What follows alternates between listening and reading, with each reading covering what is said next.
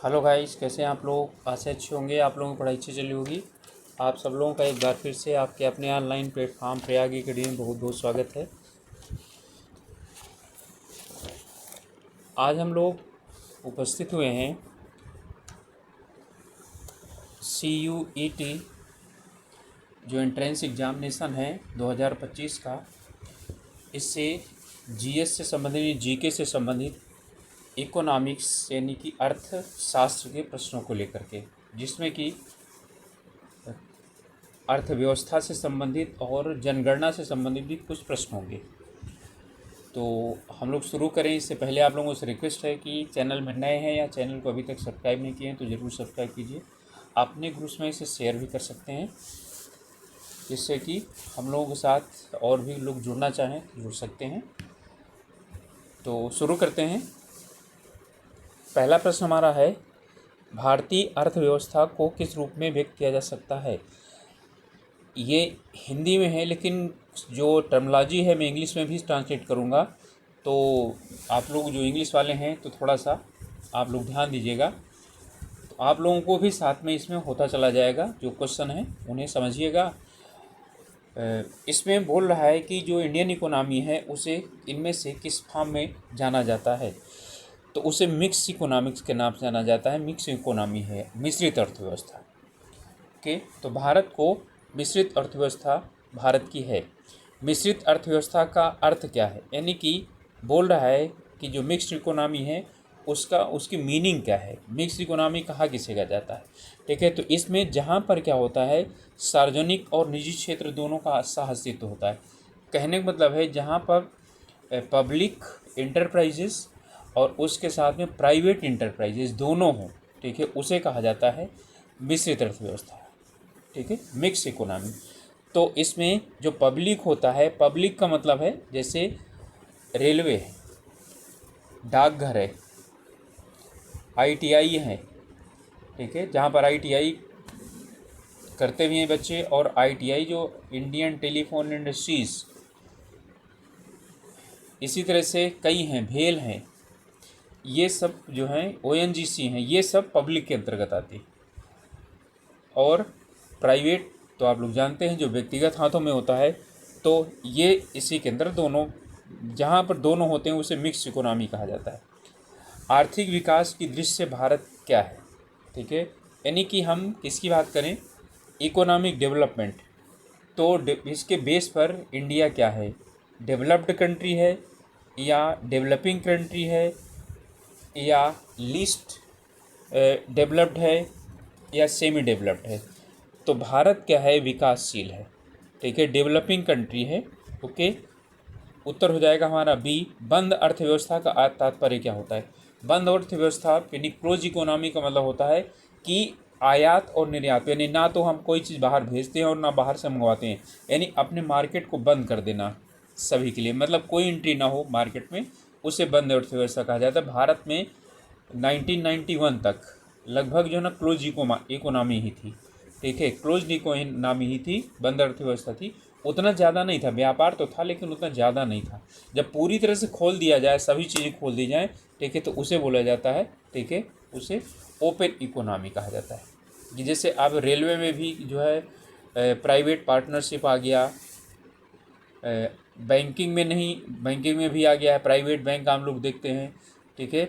इसी तरह से हॉस्पिटल प्राइवेट खुले हुए हैं, प्राइवेट स्कूल खुले हुए हैं, ठीक है, तो इसे बोला जाता है ये ओपन है।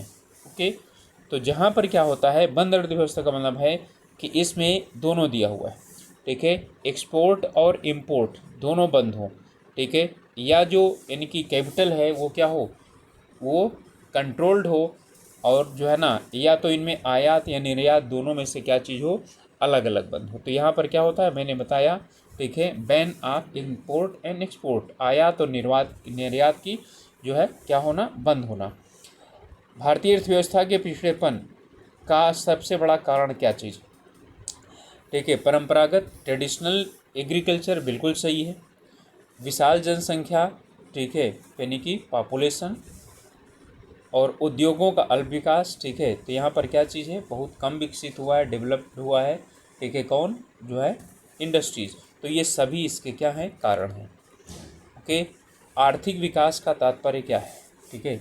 इकोनॉमिकल डेवलपमेंट क्या होता है, तो इकोनॉमिकल डेवलपमेंट होता है, ठीक है, घरेलू उत्पादन में वृद्धि, डोमेस्टिक जो प्रोडक्शन है उसमें इंक्रीज हो, उत्पादन क्षमता में वृद्धि, ठीक है, आय का समान वितरण एवं आत्मनिर्भरता, ठीक है, यानी कि जो इनकम है उस पर ज़्यादा डिफरेंस ना हो, तो लगभग बराबर हो, ठीक है वो, और जो है ना यानी कि क्या हो, आत्मनिर्भर हो, यानी कि आत्मनिर्भर का मतलब है सभी व्यक्ति अपना खुद कमाएं और खाएं, दूसरे पर निर्भर ना हो, सेल्फ डिपेंडेंट। तो और फिर देश भी डिपेंडेंस हो जाएगा, तो सभी हैं, तो उत्तर हमारा हो जाएगा डी, ऑल ऑफ अबव। अर्थव्यवस्था में के प्राथमिक क्षेत्र में शामिल हैं, देखिए 3 क्षेत्र होते हैं, समझ लीजिए। पहला क्षेत्र वो होता है, ठीक है, तो फर्स्ट यहाँ पर है प्राइमरी सेक्टर, उसे बोला जाता है प्राइमरी सेक्टर, यानी कि फर्स्ट सेक्टर या प्राइमरी सेक्टर। इसमें जो कुछ भी हमें नेचर से मिलता है, तो इसमें आ जाता है एग्रीकल्चर, और हमारे जो मिनरल्स निकाले जाते हैं, जो हमारे फॉरेस्ट से उत्पाद मिलते हैं, ये इसके अंतर्गत आ जाते हैं, यानी जिन्हें आप सीधा नेचर से प्राप्त करते हो वो आते हैं। सेकंड में आता है इंडस्ट्रियल, यानी इन्हीं को ही हम क्या कर लेते हैं, जब मक्का है या आलू है तो आलू का चिप्स बना लिया जाए, ठीक है, कुरकुरे बना करके बेचे जाए, तो वो क्या हो जाता है, इंडस्ट्रियल, यानी सेकंड में आता है, ठीक है। तो सेकेंडरी जो आता है उसमें सेक्टर या इसी को इंडस्ट्रियल सेक्टर कहा जाता है, यानी इंडस्ट्रीज़ से क्या किया जाता है, इंडस्ट्रीज़ से जो बनाया जाता है कोई चीज़, तो उसे हम बोलते हैं सेकंड। इसके बाद आता है टर्शियरी सेक्टर, इसमें आती हैं सर्विसेज, इसमें गुड्स नहीं, यहाँ पर आप क्या करते हैं, इन दोनों में गुड्स की बात करते हैं, सामान की बात करते हैं, यहाँ गुड नहीं सर्विस की बात करते हैं, सेवा, तो इसे बोलते हैं सर्विस सेक्टर, यानी सेवा क्षेत्र, इसे बोलते हैं सेवा क्षेत्र। सेवा क्षेत्र में जैसे आपको बिजली दी जाती है, ठीक है, तो वहाँ पर उसके बदले पैसा लिया जाता है। आप ट्रेन में बैठते हैं, बस में बैठते हैं, तो एक स्थान से दूसरे स्थान पर जाते हैं, तो उसके लिए आपको क्या मिलता है, सॉरी, वो आपको सर्विस देते हैं, बस पूरी नहीं देते ले जाओ अपने घर, नहीं, वो बोलते हैं ठीक है आप जहाँ तक जाओगे वहाँ तक आप बैठ करके चलो, उसका हमको किराया दे देना, तो वैसी बोलते हैं सर्विस। आप स्कूल में जाते हैं पढ़ने के लिए, ठीक है, तो आप जो फीस जमा करते हैं वो सर्विस का चार्ज है, ठीक है। स्कूल आपको क्या करता है, सेवा प्रदान करता है। डॉक्टर के पास जाते हैं वो सर्विस प्रदान करता है, ठीक है, कि वकील सर्विस प्रदान करता है। तो ये सब क्या होता है, इसलिए जो सर्विस है ना, जिसमें आप बोलते हैं हम सर्विस करना चाहते हैं, ठीक है, यानी नौकरी जो करना चाह रहे हैं, नौकरी बोला जाए तो नौकर बनोगे तो गुस्सा हो जाते हैं लोग, नहीं कि नौकरी नौकर से ही बना हुआ है, किसी के नौकर यानी सरकार के नौकर, जनता के नौकर, किसी की भी यानी कि नौकर बनेंगे तभी उसे बोलेंगे नौकरी करना, ठीक है। वो सब किस में आता है, सर्विस सेक्टर के अंतर्गत आता है, थर्ड में आता है। चलिए तो लीजिए, अब आपका आ गया इसमें, तो प्राथमिक स्रोत में कौन है, कृषि है, वन है, उत्खनन, तो ऑल ऑफ दीज, ठीक है। सेवा क्षेत्र में टर्शियरी सेक्टर में कौन से आते हैं, ये तृतीय क्षेत्र में आता है। द्वितीयक में मैंने बताया ना, सेकेंडरी सेक्टर में क्या आता है, इंडस्ट्री आती है, ठीक है, जो भी चीज़ें हम मॉडिफाई करते हैं, जो हमें यानी प्राइमरी सेक्टर से मिलता है उसे प्राथमिक जो हमारा वहाँ से मिलता है उसी को ही हम उसे मॉडिफाई कर लेते हैं। एग्जाम्पल से मैंने बता दिया, भारत में राष्ट्रीय आय की गणना का कार्य कौन करता है, केंद्रीय सांख्यिकी संगठन, ठीक है, या राष्ट्रीय सांख्यिकी यानी कि संगठन, CSO, सेंट्रल स्टैटिस्टिकल ऑर्गेनाइजेशन, ये करता है। तो आपका आंसर हो जाएगा ए, ओके। 9 का एक हो जाएगा, राष्ट्रीय आय की गणना का आधार वर्ष, ठीक है, कौन सा है इसमें, ओके। तो ये थोड़ा सा पुराना दिया हुआ है, तब 2000, ठीक है, क्या था ये आपका था 2000 था, ठीक है। अब जो है ना 2000, ठीक है, 2019 को लिया गया है आधार वर्ष, ओके। राष्ट्रीय आय क्या है, तो जो राष्ट्रीय आय है, नेशनल इनकम जिसे आप लोग बोलते हैं, तो नेशनल इनकम है बाजार मूल्य पर निवल राष्ट्रीय उत्पाद, ठीक है, यानी कि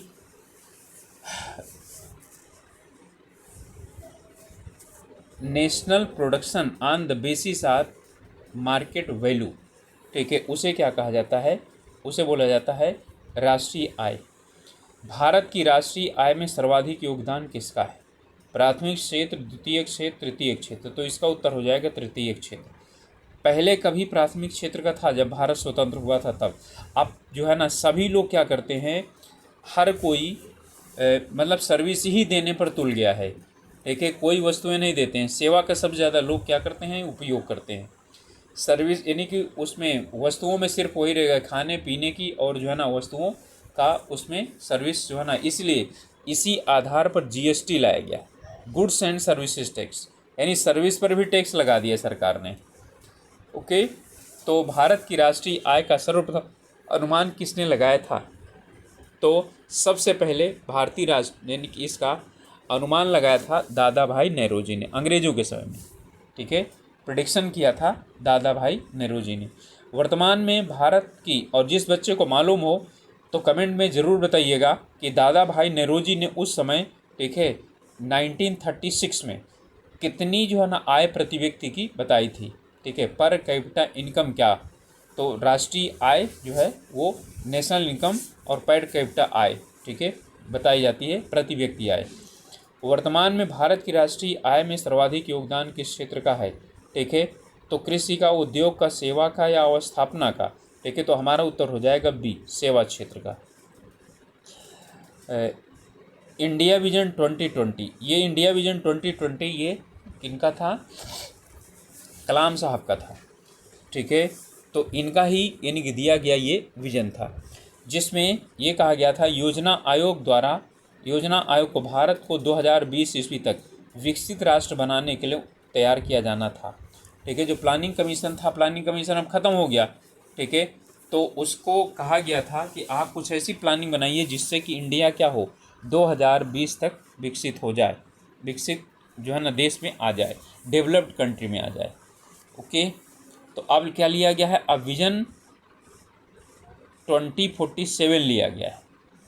ठीक है, 2047 तक भारत को विश्व की जो है तीसरी अर्थव्यवस्था में पहुंचाने का लक्ष्य रखा गया है।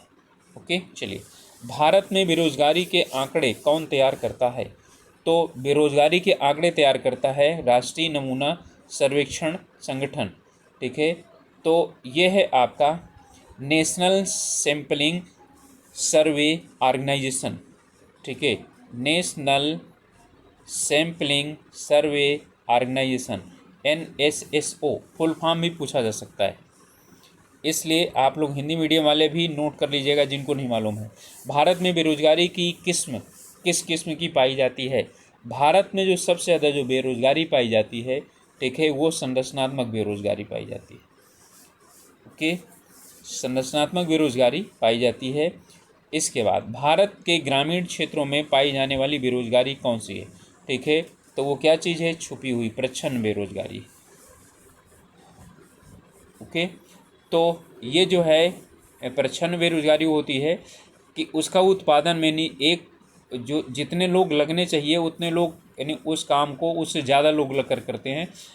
यदि जैसे कृषि है तो कृषि में 2 लोग काम कर सकते हैं तो उसी में पूरा परिवार लगा रहता है गांव वगैरह में, लेकिन उत्पादन उतना ही होता है। यदि उसमें से पूरा 5 लोगों का परिवार है तो 3 लोगों को निकाल दिया जाए तो 2 लोग भी वही काम कर लेंगे जितना कि वहाँ पर उत्पादित हो जाएगा। ठीक है, इसी को ही क्या बोलते हैं? छुपी हुई बेरोजगारी। राज्य एवं राष्ट्रीय स्तर पर गरीबी का अनुमान लगाने के लिए योजना आयोग किसके सूत्र का प्रयोग करता है? ठीक है, इसमें है गरीबी का जो है ना अनुमान लगाने के लिए यहाँ पर किसका जो है प्रयोग करता है, कौन सा किस फार्मूले का यूज़ करता है? तो ये करता है लकड़ वाला फार्मूला, DT लकड़ वाला फार्मूलों को यूज़ करता है। फार्मूला का मतलब ये फार्मूला बनाया हुआ नहीं है, यानी इनके नियम को फॉलो करता है वो। भारत में रोजगार के अवसर उत्पन्न करने की दर किस क्षेत्र में सर्वोच्च रही है? ठीक है, तो किस में रही है? कृषि में, खनन में, निर्माण में और सभी में। ठीक है, तो इसमें ध्यान रखिएगा, रोजगार के अवसर उत्पन्न करने की दर सबसे ज़्यादा किस में रही है? ठीक है, तो किस में रही है? निर्माण में। लेकिन यहाँ निर्माण में है, अब निर्माण से ज़्यादा क्या चीज़ आ जाएगा? अब सर्विस सेक्टर। ठीक है, सेवा क्षेत्र।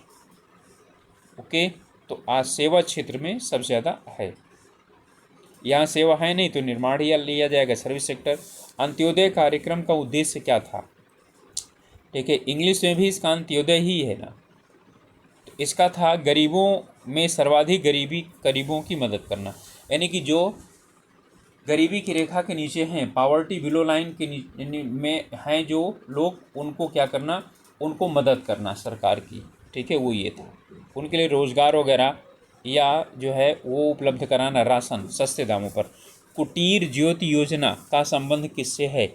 तो ये है ग्रामीण क्षेत्रों में गरीबी की रेखा से नीचे रहने वाले लोगों को विद्युत की सुविधा उपलब्ध कराना, ठीक है, सिंगल फेस जो कनेक्शन है वो प्रोवाइड करवाना उनको। वर्ल्ड डेवलपमेंट रिपोर्ट कौन प्रकाशित करता है? ठीक है, तो वर्ल्ड डेवलपमेंट जो रिपोर्ट है वो प्रकाशित की जाती है वर्ल्ड बैंक द्वारा, विश्व बैंक द्वारा, ठीक है। भारत यानी मानव विकास सूचकांक, ह्यूमन डेवलपमेंट इंडेक्स HDI किस अर्थशास्त्री की देन है? अर्थात किसने क्या किया है, इसको दिया हुआ है, यानी कि ये किसके द्वारा सबसे पहले प्रोवाइड करवाया गया और फिर सब देश क्या करते हैं, इसे स्वीकार करते हैं। तो ये है महबूब उल हक, इनके द्वारा दिया गया था। ओके, मानव विकास सूचकांक में क्या शामिल है? जीवन प्रत्याशा, लाइफ स्पैन और लिटरेसी, साक्षरता, प्रति व्यक्ति राष्ट्रीय आय, सभी शामिल हैं इसमें। ओके, तो इसमें प्रति व्यक्ति आय भी शामिल है, पर कैपिटा इनकम। राष्ट्रीय ग्रामीण रोजगार गारंटी योजना कब प्रारंभ हुई? तो ये प्रारंभ हुई थी 2 फरवरी 2006, और जिन्हें पता है, देखे तो वो लोग बताएंगे। ये है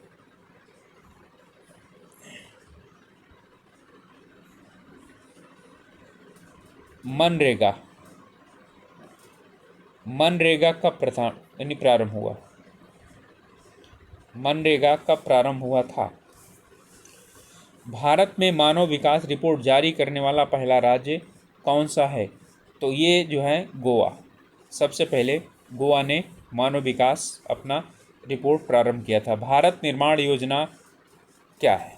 ठीक है, तो भारत निर्माण जो योजना है वो भारत की ग्रामीण अधोसंरचना का विकास करना। ओके, तो जो बेसिक स्ट्रक्चर है विलेज का, उसको क्या करना, मजबूत करना। प्रधानमंत्री ग्राम सड़क योजना का प्रारंभ कब हुआ? ओके, तो प्रधानमंत्री ग्राम सड़क योजना ये बनाई गई कि जहाँ पर कम से कम यानी कि 100 घर हैं, उस घर को यानी उस गांव को मुख्य सड़क तक जोड़ना, उसे प्रधानमंत्री ग्राम सड़क योजना के नाम से जाना जाता है।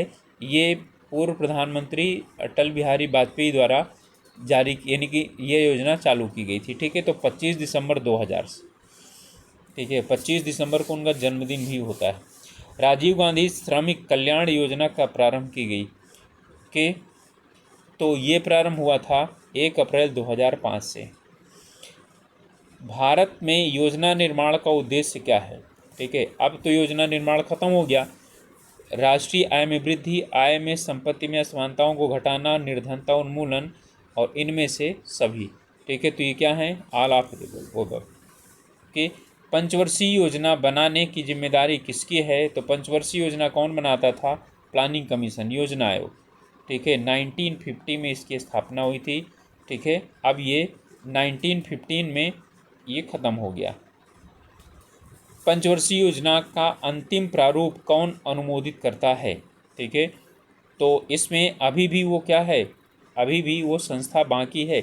इसकी जगह पर पंचवर्षीय योजना के प्लानिंग कमीशन, योजना आयोग की जगह पर नीति आयोग बना दिया गया है।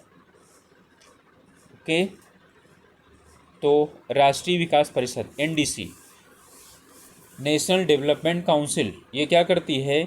NDC ये जो है ना उसको करती थी। NDC अभी भी नीति आयोग द्वारा जो बनाया जाता है उसको वो नहीं स्वीकार करती है। योजना आयोग की स्थापना कब हुई थी? अब यहाँ पर जो है ना ये आपका था, तो ये 15 मार्च 1950 को, देखिए, योजना आयोग की स्थापना की गई थी।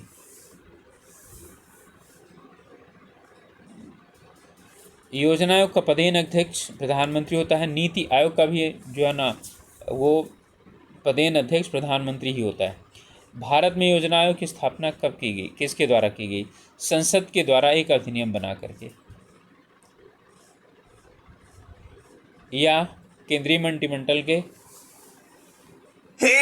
सॉरी, ठीक है, कैबिनेट के द्वारा एक क्या किया गया, रेजोल्यूशन पास करके, कैबिनेट के द्वारा एक प्रस्ताव पास करके ये इसके द्वारा की गई थी। राष्ट्रीय विकास परिषद का अध्यक्ष कौन होता है? ठीक है, तो एनडीसी का भी अध्यक्ष जो होता है वो प्रधानमंत्री होता है। भारत में पहली पंचवर्षीय योजना कब ये शुरुआत हुई? ठीक है, तो वो शुरुआत होती है जो है आपकी मतलब कोई भी चीज़ है, भारत का जो वित्तीय वर्ष है ना, फाइनेंशियल ईयर, तो फाइनेंशियल ईयर जो है शुरुआत होता है वो 1 अप्रैल से शुरुआत होता है और 31 मार्च तक चलता है। ठीक है, तो 1951 में शुरुआत की गई थी, तो ये है 1 अप्रैल 1951। कुल 12 पंचवर्षीय योजनाएं चली थीं। प्रथम पंचवर्षीय योजना का मुख्य बल किस पर था? कृषि पर। ठीक है, तो एग्रीकल्चर पर जो है ना, उसका मेन एम था डेवलपमेंट ऑफ एग्रीकल्चर। द्वितीय पंचवर्षीय योजना विकास किस मॉडल पर आधारित थी? तो द्वितीय जो पंचवर्षीय योजना थी, ठीक है, पीसी महालोनिबस, ठीक है, मॉडल पर बेस्ड थी। राष्ट्रीय विकास परिषद का गठन कब किया गया था? तो इसका जो गठन हुआ था 1952 में हुआ था। भारत में योजनाओं का प्लानिंग हॉलीडेज या प्लानिंग जो है ना, जब वो समय जिस समय क्या था, प्लानिंग पंचवर्षीय योजना नहीं लागू हुई थी, ठीक है, उस समय 3 जो है ना वार्षिक योजनाएं लागू की गई थी। ठीक है, तो उसमें जो है हमको देखना है, ये 2 बार योजना अवकाश रहा है। तो यहाँ पर जो है ना 1966 से के बाद, ठीक है, तो 67, 68 और 69, ठीक है, यहाँ इतने तक क्या रहा है, योजना अवकाश रहा है। इनमें से इस्पात कारखाने की स्थापना द्वितीय पंचवर्षीय योजना के दौरान हुई थी। ठीक है, देखिए ये तीनों जगह पर, राउरकेला, दुर्गापुर और यानी भिलाई, तीनों जगह पर हुई थी। ठीक है, और ये यानी कि तीनों हैं। ओके, चलिए नेक्स्ट हमारा गरीबी हटाओ एक आत्मनिर्भरता की प्राप्ति किस योजना का मुख्य उद्देश्य निर्धारित किया गया था? ठीक है, यानी कि गरीबी हटाओ और आत्मनिर्भरता की प्राप्ति, ये जो है ना, यानी किस जो प्लानिंग थी, ठीक है, या जो प्लान थी उसका वो था, तो चौथी, पहली, 5वीं या 9वीं। ओके, तो इसमें जो था ये गरीबी हटाओ इंदिरा जी द्वारा चलाया गया था। ये चौथी पंचवर्षीय योजना का लक्ष्य था, 4th का था। 5वीं पंचवर्षीय योजना के अंतर्गत कितने प्रतिशत वार्षिक विकास दर निर्धारित किया गया था? ओके, तो इसके लिए निर्धारित किया गया था 8%। 12वीं पंचवर्षीय योजना की अवधि कब है? ठीक है, तो 12वीं पंचवर्षीय योजना की अवधि 2012 से 2017 तक, लेकिन 2015 में ही क्या किया गया? ठीक है, नीति आयोग यानी कि योजना आयोग को ख़त्म करके नीति आयोग की स्थापना कर दी गई। ठीक है, तो अब फिर ख़त्म हो गया क्या? योजनाएं बननी ख़त्म हो गई। ओके, 12वीं पंचवर्षीय में योजना में कितने प्रतिशत वार्षिक व्यय यानी कि जो है ना, जो डेवलपमेंट है, ठीक है, वो एम कितना निर्धारित किया गया था? तो वैसे थोड़ा बहुत उनमें क्या होता रहता था, चेंजिंग होती भी रहती थी, तो 8.2 जो है ना वो निर्धारित किया गया था। पहले 8.5 था, फिर उसे घटा करके 8.2 कर दिया गया था। इनमें से केंद्र सरकार द्वारा लगाए जाने वाला कर कौन सा? सीमा शुल्क, निगम, आयकर और सभी। ठीक है, तो ये कौन है? ये सभी हैं। ओके, 2 तरह के टैक्स होते हैं, एक डायरेक्ट टैक्स और एक इनडायरेक्ट टैक्स। इसमें कह रहा है इनमें से प्रत्यक्ष कर कौन सा है, इनडायरेक्ट टैक्स कौन सा है? तो इनडायरेक्ट का मतलब है, समझ लीजिए, जिन बच्चों को नहीं पता है, आप जैसे आपने कोई एक किताब खरीदा, ठीक है, तो किताब खरीदा, आपको पता नहीं है कि उसमें टैक्स है, लेकिन जो है ना आप जानते हैं, आप लोग उसमें जीएसटी लिख करके आता है, तो जो जीएसटी है वो आप दुकानदार को दोगे, दुकानदार क्या करेगा? वो सरकार को पे करेगा। ओके, लेकिन जब आपकी कोई इनकम होती है, इसे हम बोलते हैं इनडायरेक्ट टैक्स, यानी आप खुद नहीं जमा करते हैं, कोई आपसे ले करके जमा करता है। आपसे लिया कोई और जमा कोई करने गया, ठीक है, लेकिन डायरेक्ट टैक्स वो होता है जिसमें जिससे लिया जाता है वही जाके जमा करता है। तो जो आपका इनकम टैक्स है वो सीधा सीधा क्या होता है, आपके जितनी इनकम है आपको टैक्स जमा करना पड़ता है, वो डायरेक्ट टैक्स होता है। ठीक है, तो यहाँ पर है आपका उत्पादन शुल्क, सीमा शुल्क और तटकर, ये सभी क्या हैं, सभी के सभी आला 20 ये अप्रत्यक्ष कर हैं। जो जीएसटी है वो अप्रत्यक्ष कर है और इनकम टैक्स प्रत्यक्ष कर है। ठीक है, जब आप कोई ज़मीन खरीदते हैं या ज़मीन को ट्रांसफ़र करते हैं उसमें भी जो टैक्स लगता है वो डायरेक्ट टैक्स लगता है। ओके, जब आपके यानी कि नल का आता है, बिजली का जो बिल आता है, बिजली का टैक्स आता है, ठीक है, वो सब किसके अंतर्गत आता है, वो डायरेक्ट के अंतर्गत आता है। वैसे वो तो शुल्क है, ठीक है, वो टैक्स नहीं है, वो आपसे क्या किया जाता है, जो आप बिजली यूज़ कर रहे हैं उसका मूल्य लिया जाता है। ओके, लेकिन जैसे ज़मीन आपने खरीदी या आपको किसी ने कोई चीज़ महंगी चीज़ गिफ्ट की तो उसे बोलते हैं गिफ्ट टैक्स, तो गिफ्ट टैक्स भी आपको ही जमा करना पड़ेगा। रेखी समिति का संबंध किससे है, ठीक है, तो रेखी कमेटी किससे रिलेटेड है, तो रेखी कमेटी रिलेटेड है, ठीक है, इनडायरेक्ट टैक्सेस से। विक्री कर जिसकी आय पर महत्वपूर्ण भाग है, देखिए विक्री कर का मतलब था तब सेल्स टैक्स था, सेल्स टैक्स, ठीक है, तो जो सेल्स टैक्स है, ठीक है, वो जो है ना राज्य सरकार, केंद्र सरकार, ग्राम पंचायत या सभी का, ठीक है, तो ये राज्य सरकार के अंतर्गत आता था। सेल्स टैक्स राज्य सरकार लगाती थी। भारत को अधिकतम कर कहाँ से प्राप्त होता है, ठीक है, निगम कर, उत्पादन कर, आयात शुल्क और निर्यात शुल्क। ठीक है, तो उस समय जो था उसे भारत को जो है आपको उत्पादन शुल्क से, ठीक है, ये प्राप्त होता था। अब पूछा जाएगा तो जीएसटी, क्योंकि अब सभी टैक्सों को ख़त्म कर दिया गया है, एक ही टैक्स लगता है जीएसटी। इनमें से प्रत्यक्ष करों में से किस कर से सरकार को अधिकतम आय प्राप्त होती है, ठीक है, तो निगम कर, आय कर, संपत्ति कर और दान कर। ठीक है, तो इसमें होता है इनकम टैक्स, प्रत्यक्ष कर की बात कर रहे हैं ना। ठीक है, तो ये जितने भी हैं ना ये सभी आपके क्या हैं, ये टैक्स डायरेक्ट हैं। ठीक है, तो इसमें आपका निगम कर का मतलब है जैसे आप क्या करते हैं, हाउस का जो हाउस रेंट जाता है, हाउस रेंट का मतलब है यानी कि हाउस टैक्स जाता है, जो रेंट नहीं है बल्कि हाउस टैक्स। तो हाउस टैक्स जो जाता है यानी आपका नगर निगम में जमा होता है या ग्राम पंचायत में जमा होता है, वो आप डायरेक्ट जमा करते हैं जिसका घर है। इनकम टैक्स तो बता ही दिया मैंने आपको। ठीक है, संपत्ति कर जो है ना इसमें भी है, मैंने बताया जब आपके जो है ना नाम की यानी पिताजी के नाम से संपत्ति आपके नाम ट्रांसफ़र होती है या आप खुद संपत्ति कोई खरीदते हैं उस पर भी एक टैक्स लगता है। आप जब दान करते हैं तो दान पर भी क्या होता है, टैक्स लगता है। अभी सरकार को ने छूट दे दे तो बात अलग डिपेंड करती है। राजा चलैया जो यानी कि कमेटी थी उसका संबंध किससे था, ठीक है, तो इसका जो संबंध था वो था टैक्स रिफॉर्म से, कर सुधारों से। 14वें वित्त आयोग के अध्यक्ष कौन है, ठीक है, तो 14वें वित्त आयोग अब जो है ना यानी कि अलग अलग वित्त आयोग होते हैं हर 5 साल के लिए, 5 साल के बाद क्या करते हैं राष्ट्रपति जी, ठीक है, और जो है 200 आर्टिकल 280 280 आर्टिकल यानी अनुच्छेद 280 के अंतर्गत, संविधान की धारा 280 के अंतर्गत एक वित्त आयोग का क्या करते हैं, वो गठन करते हैं और उनका एक अध्यक्ष होता है। ठीक है, तो यहाँ 14वें वित्त आयोग फाइनेंशियल कमीशन, ठीक है, कि कमिश्नर की बात कर रहे हैं। तो ये थे आपके वी रेड्डी और ये गवर्नर भी रह चुके थे। किसके, ज़्यादातर ये गवर्नर ही जो होते हैं वो फाइनेंशियल कमीशन के अध्यक्ष बनाए, चेयरपर्सन बना दिए जाते हैं। 12वें वित्त आयोग ने केंद्रीय सुधारों में राज्यों के लिए कितने प्रतिशत कर की सिफारिश की, ये यही बोलता है, जो फाइनेंशियल कमीशन होता है वो बताता है कि जो टैक्स है उस टैक्स को कितने कितने में यानी कितने कितने परसेंट केंद्र को और राज्यों को दिया जाए, इनकी सिफारिश करता है वो। ओके, तो यहाँ था राज्यों के लिए 30.5% था। और जो आपका 15वां जो वो था 15th फाइनेंशियल कमीशन था, उसने 49%, 49%, उसने 49% इनको देने के लिए कहा, 51% केंद्र को देने के लिए कहा। ओके।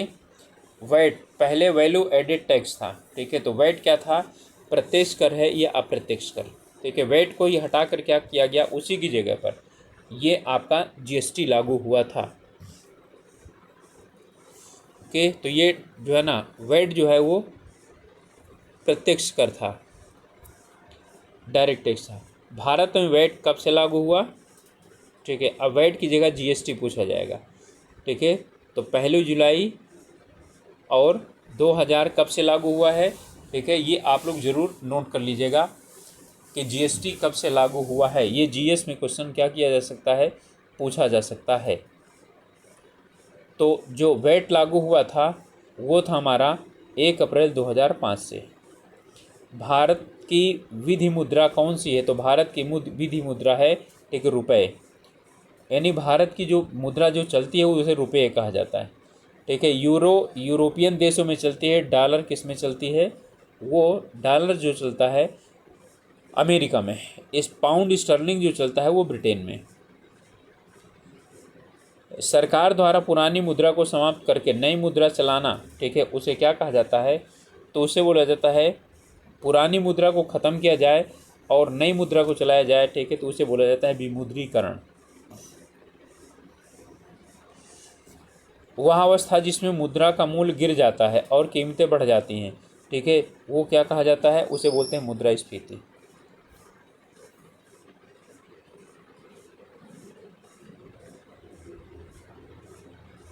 यानी कि जब वस्तुएं महंगी हो जाती हैं उसी की कंडीशन को, यानी वस्तुएं महंगी हो जाने का मतलब ये हुआ कि पहले वही सामान आपको 10 रुपये में मिलता था, अब वही सामान आपको 15 रुपये मिलेगा। तो रुपये का मूल्य कम हुआ, वस्तु का नहीं, ठीक है। वस्तु 1 किलो चीनी ही है, तो वस्तु महंगी नहीं होती, हमारी मुद्रा क्या हो जाती है, सस्ती हो जाती है, ओके। तो ये जो है हमारा मुद्रास्फीति, करेंसी डिफिसिट। मुद्रास्फीति से लाभान्वित कौन होता है, तो ऋण प्राप्त करने वाला, ठीक है। जो बारोवर होता है वो क्या करता है, उसको फ़ायदा होता है। बोरोवर जो होता है ऋणी को, ऋणदाता को नुकसान होता है।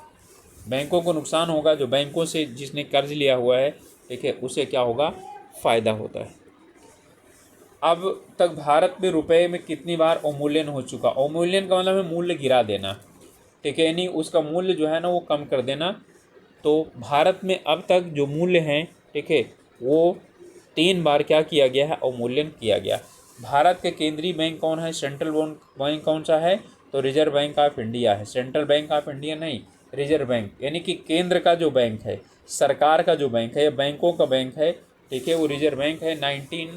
1935 में इसकी स्थापना हुई थी, 1 अप्रैल को। भारतीय रिजर्व बैंक की स्थापना का, अच्छा ये नीचे दिया हुआ है, ठीक है, तो कब हुई थी, 1 अप्रैल 1935 में इसकी स्थापना हुई थी, रिजर्व बैंक। चलिए नेक्स्ट क्वेश्चन है हमारा, इनमें से किस बैंक में कोई व्यक्ति अपना खाता नहीं खोल सकता, रिजर्व बैंक में। रिजर्व बैंक में सरकारों का खाता खुलता है, ठीक है, बैंकों का खाता खुलता है, ना कि सामान्य लोगों का। 1 रुपये के नोट पर किसके हस्ताक्षर होते हैं, तो 1 रुपये का नोट तो अब आप लोग देखते ही नहीं होंगे, देखे ही नहीं होंगे, कोई रेयरेस्ट केस में देखा होगा तो देखा होगा, उससे वित्त मंत्री भारत सरकार का दस्तखत होता है, ठीक है। सॉरी वित्त मंत्री नहीं, वित्त सचिव, वित्त सचिव, फाइनेंस जो सेक्रेटरी होता है उसका दस्तखत होता है। 1 रुपये से ऊपर, 2 रुपये से लेकर के 2 रुपये, 5 रुपये, 10 रुपये, 20 रुपये, 50 रुपये, 100 रुपये, 500 रुपये, 1000 का तो नोट ख़त्म हो गया, ठीक है, अब नहीं चलता है। इन सब पर आरबीआई के गवर्नर का हस्ताक्षर होता है, ओके। भारत में नोट जारी करने की कौन सी प्रणाली अपनाई जाती है, ठीक है, तो ध्यान रखिएगा। आप लोग सोचते होंगे कि ना भारत जो है ना, यानी कि नोट अथाह क्यों नहीं छाप लेता, तो नहीं छाप सकता है वो। कारण क्या चीज़ है, इन सभी चीज़ों के लिए एक नियम का फॉलो करना होता है, ठीक है, वो है मिनिमम बैलेंस, ठीक है। तो उसे जितने भी नोट वो जारी करेगा उतने आरबीआई के पास उतने का सोना रखा होना चाहिए, कम से कम, यानी जितने का सोना उसके पास रखा होगा आरबीआई के पास, उतने का ही वो नोट जारी करेगा, ठीक है, उससे ज़्यादा का नोट जारी नहीं कर सकता है। हर एक जो है ना उसके लिए वो होता है, या तो विदेशी मुद्रा या तो सोना, ठीक है। और सोना जो है ना कम से कम 400 करोड़ रुपए का सोना वहाँ पर उसके पास होना चाहिए। ओके, इसके बाद है इंपीरियल बैंक ऑफ बैंकों का आंशिक रूप से राष्ट्रीयकरण करके भारतीय स्टेट बैंक की स्थापना कब की गई? ठीक है, तो 1935 में तो की ही नहीं गई थी, क्योंकि 1935 में तो जो है वो हमारा जो रिजर्व बैंक ऑफ इंडिया है उसकी स्थापना हुई थी। ओके, तो ये था 1955 में स्वतंत्रता के बाद। इंपीरियल बैंक ऑफ कॉमर्स थे, उन्हें सबको राष्ट्रीयकरण किया गया और यानी कि उसे एसबीआई बना दिया गया। भारतीयों द्वारा सीमित देयताओं वाला संचालित पहला बैंक था, यानी भारतीयों द्वारा खोला गया भारत में सबसे पहला बैंक कौन सा था? ठीक है, तो वो अवर्ध कॉमर्शियल बैंक था। ठीक है, और वास्तव में अब जो पंजाब नेशनल बैंक है ये सबसे पुराना बैंक है, ये वाला। भारतीय जीवन बीमा की स्थापना कब हुई थी? तो भारतीय जीवन बीमा की स्थापना हुई थी 1956 में। भारतीय स्टेट बैंक से जुड़े सहयोगी बैंकों की संख्या कितनी? ठीक है, तो भारतीय स्टेट बैंक से जितने भी स्टेट बैंक लिखे रहते हैं, ठीक है, तो जैसे जो है ना वो सब क्या होते हैं इसी में, अब जो है ना उनको सबको इकट्ठा लगभग क्या हुआ है, कर दिया गया। ठीक है, तो इसमें है 5 बैंक जो हैं वो इसके सहयोगी बैंक है। जो कोऑपरेटिव बैंक वगैरह हैं ये भी सब डिस्ट्रिक्ट कोऑपरेटिव बैंक, ये सब इसी के भाग हैं। नरसिंहम समिति किससे रिलेटेड है? नरसिंहम समिति इज रिलेटेड विथ, ठीक है, तो नरसिंहम जो कमेटी है वो रिलेटेड है बैंकिंग संरचना में सुधारों से। ठीक है, तो रिफॉर्मेशन ऑफ बैंकिंग स्ट्रक्चर, इनमें से कौन सी संख्या शेयर बाजारों पर नियंत्रण, संस्था, इस संख्या नहीं संस्था होना चाहिए। ठीक है, संस्था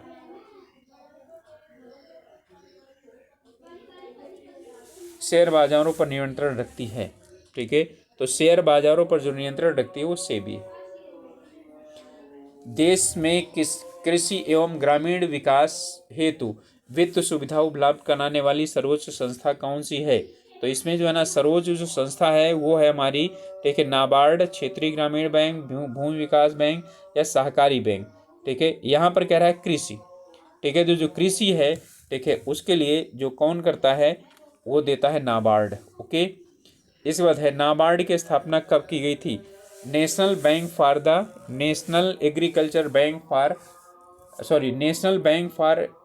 agriculture and reconstruction and development. ठीक है, ये इसका जो है ना फुल फॉर्म है।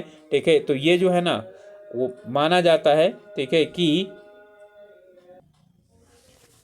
तो एग्रीकल्चर के लिए ग्रामीण क्षेत्रों में जो वो है मतलब सुधार करने के लिए इन सभी के लिए नाबार्ड बैंक की स्थापना की गई और ये 1982 में इसकी स्थापना हुई है। ठीक है, नाबार्ड ही जो सेल्फ हेल्प ग्रुप SHG, ठीक है, ये हैं बनाए गए हैं स्वयं सहायता समूह जो महिलाओं द्वारा ज़्यादातर बनाए जाते हैं। लखपति दीदी योजना वगैरह आप लोगों ने जो पढ़ी हुई है, ठीक है, तो ये इसे भी क्या करता है, यही प्रोवाइड करवाता है। ठीक है, फाइनेंस। मंदड़िया और तेजड़िया, बुल और बियर किससे संबंधित है? ठीक है, तो ये हैं शेयर मार्केट से, शेयर बाजार से संबंधित है। टोक्यो स्टॉक एक्सचेंज का नाम क्या है? तो अलग अलग जो है ना स्टॉक एक्सचेंजों के जो नाम हैं, ठीक है, वो अलग अलग है। ओके, तो इसमें जो इसका नाम है वो है निक्की।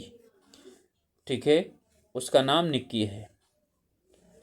और भारत में बम्बई स्टॉक एक्सचेंज है। 2011 की जनगणना के अनुसार भारत की कुल जनसंख्या कितनी है? ठीक है, तो 2011 का ही हुआ है अभी, तो और तो जनगणना हुई नहीं है, तो इसलिए जो है यहाँ पर देखा जा सकता है। तो 2011 के अनुसार तो जो भारत की जनगणना है, ठीक है, उसमें 121 अरब जनसंख्या थी। 2001 और 11 के बीच जनसंख्या में 10 की वृद्धि कितनी रही है? ठीक है, तो जो 10 की वृद्धि थी वो क्या थी? 17.7 थी। ओके, तो गाइज आप लोगों से रिक्वेस्ट है कि आप लोग चैनल पर नए हैं या अभी तक चैनल को सब्सक्राइब नहीं किए हैं तो ज़रूर सब्सक्राइब कीजिए, ठीक है। और हम लोगों का प्रयास कैसा लग रहा है ये ज़रूर बताइए, ओके। तो अगला है हमारा प्रश्न, 2011 की जनगणना के अनुसार 1000 स्त्रियों पर पुरुषों की संख्या क्या थी, ठीक है। इसे बोलते हैं सेक्स रेशियो, यानी कि लिंगानुपात। तो लिंगानुपात जो है ना, इसका मतलब है 1000 पुरुष में इसे सीधा लिंगानुपात भी पूछ लेगा। यदि जो है ना 1000 स्त्रियों की संख्या ना पूछे, लिंगानुपात पूछ ले तो भी इसका मतलब ये होता है। और कई बार ये पूछता है कि लिंगानुपात का मतलब क्या होता है, सेक्स रेशियो का मतलब क्या हुआ। 1000 आदमियों के पीछे कितनी, ठीक है, यानी कि कितनी स्त्रियां हैं। यदि 1000 लोग हैं तो वहाँ कितनी स्त्रियां हैं, इसे बोला जाता है क्या, लिंगानुपात, सेक्स रेशियो, ठीक है। और जो है इसमें सबसे ज़्यादा है जो अपोजिट सेक्स रेशियो है केरला का है। तो केरला में 1000 पुरुष पर, ठीक है, महिलाओं की संख्या 1000 से ज़्यादा है, ठीक है। तो यहाँ पर यानी पूरे भारत में हम देखें तो पूरे भारत में थी 934, ठीक है। तो 934, यानी यदि 1000 आदमी हैं तो 934 क्या हैं, औरतें हैं भारत में ओवरऑल। 2011 में साक्षरता दर कितनी थी, भारत की साक्षरता दर, ठीक है। और यहीं से क्वेश्चन, आपके एक क्वेश्चन इनमें से ही आशा ये है कि ज़रूर आप लोगों को मिल जाएगा, ओके। तो जो साक्षरता दर 2011 में थी, इसमें भारत की वो थी 74.04%, ओके। और आप लोग जानते हैं सर्व शिक्षा, सॉरी, वो राइट टू एजुकेशन, यानी कि शिक्षा का अधिकार अधिनियम लागू हो गया। तो शिक्षा का अधिकार अधिनियम लागू हुआ है और वो 2010 से लागू हुआ। तो इस बार जब आएगा तो इसके बाद यानी कि तो भारत की 90 से ऊपर पहुंच जानी चाहिए, वो नहीं 90 पहुंचेगा तो लगभग 90 तक पहुंचना चाहिए, ठीक है, लिटरेसी रेट। तो लिटरेसी रेट 74.04। भारत का सर्वाधिक साक्षरता वाला राज्य कौन सा है, केरल। देखिए जब इन मोर देन 90% हो जाता है ना लिटरेसी रेट, तो बोला जाता है टोटल लिटरेसी, ओके। 2011 की जनगणना के अनुसार भारत में जनघनत्व, ठीक है, तो इसमें पॉपुलेशन डेंसिटी यानी 1000 वर्ग किलोमीटर में, यानी सॉरी 1 किलोमीटर वर्ग, तो 1 किलोमीटर लंबा 1 किलोमीटर चौड़ा में कुल कितने लोग रहते हैं। तो इसमें कह रहा है कि जो है जनघनत्व कितना था।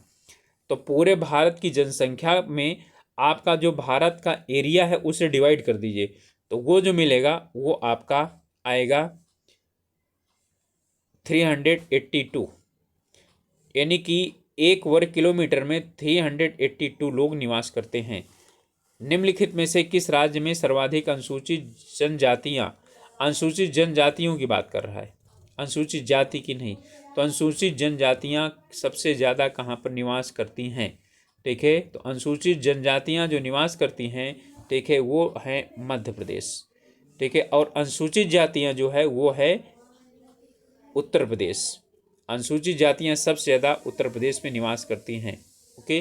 तो ये रहा हमारा इकोनॉमिक्स का, और ये मुझे लगता है कि आप लोगों को काफ़ी ज़्यादा, ठीक है, मददगार सिद्ध होगा। तो आप लोग ज़रूर इसको देखिए, जो चीज़ आप लोग को मालूम नहीं इसमें नोट्स बना लीजिए, रोक करके देखिए, और जो है अपनी पढ़ाई छिद्र कीजिए, ओके। मिलते हैं अगले वीडियो में, तब तक के लिए अपने स्वास्थ्य का ध्यान रखिए, अपनी पढ़ाई कीजिए। All the best.